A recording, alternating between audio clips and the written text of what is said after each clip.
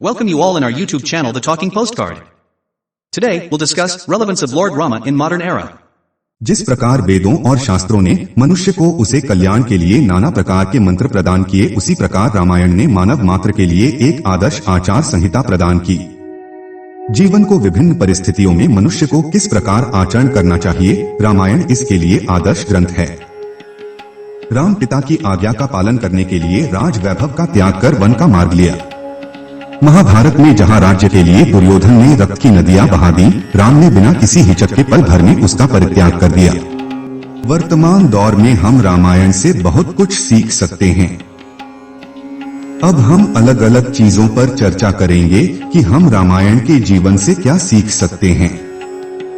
बुराई पर अच्छाई की जीत। रामायण की सबसे बड़ी सीख है कि बुराई पर हमेशा अच्छाई की ही जीत होती है।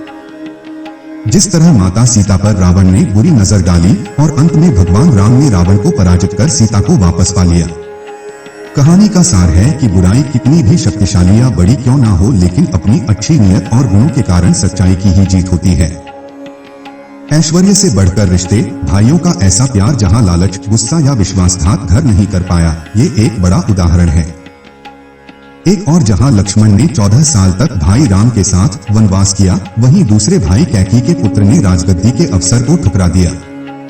इसके बजाय उन्होंने भगवान राम को उन्हें माफ करने और राजकाज संभालने का आग्रह किया, क्योंकि इस पर राम का ही हक था। भाइयों के प्यार की ये सीख हमें लालच और सांसारिक सुखों के बजाय रिश्तों को महत्व देने के लिए प्रेरित करती है। अच्छी संगति का महत्व। यह ग्रंथ हमें अच्छी संगति के महत्व को बताता है। कैकेयी राम को अपने पुत्र भारत से ज्यादा चाहती थी, लेकिन दासी मंथरा की बुरी सोच और गलत बातों में आकर वह राम के लिए 14 वर्षों का वनवास मांग लेती है। इसलिए हमें सीख मिलती है कि हमें अच्छी संगति में रहना चाहिए ताकि नकारात्मकता हम पर हावी ना हो। सच्ची भक्ति और समर्पितता। हनुमान जी ने भगवान राम के प्रति अटल विश्वास और प्यार का परिचय दिया। उनकी अपार लगन और भगवान राम के प्रति निस्वार्थ सेवा हमें सिखाती है कि एक दोस्त की जरूरत के समय किस तरह मदद की जाती है।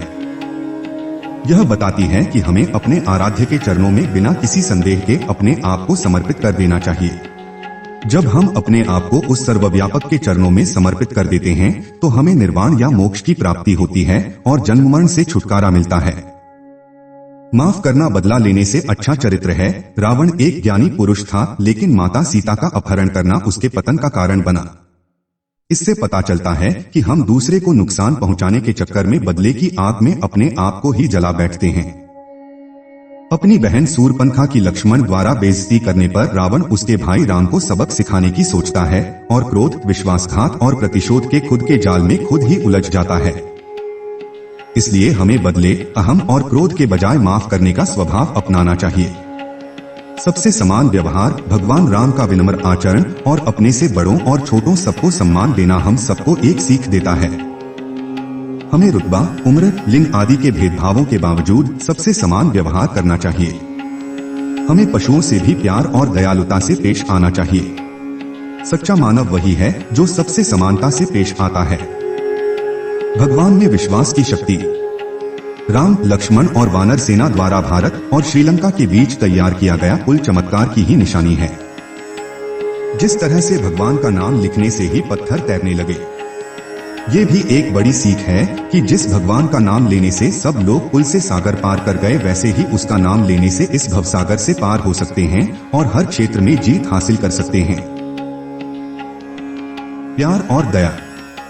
भगवान राम प्यार, दया और सकारात्मकता की प्रतिमूर्ति हैं, और यदि हम में से कोई भी 10% भी अपने दैनिक जीवन में उतार लेता है, तो वो खुशहाल और संतुष्ट जीवन जी सकता है। उनका शांत और दया भाव से एक पुत्र, पति, भाई और एक राजा की जिम्मेदारियों का निर्वहन करना हमें आपसी प्रेम और सम्मान जैसे मानवीय गुणों से अवगत कराता है। समाज की बुराइयों पर जीत हासिल करने के लिए हमें आज के जमाने में रामायण की सीख को उतारने की आवश्यकता है।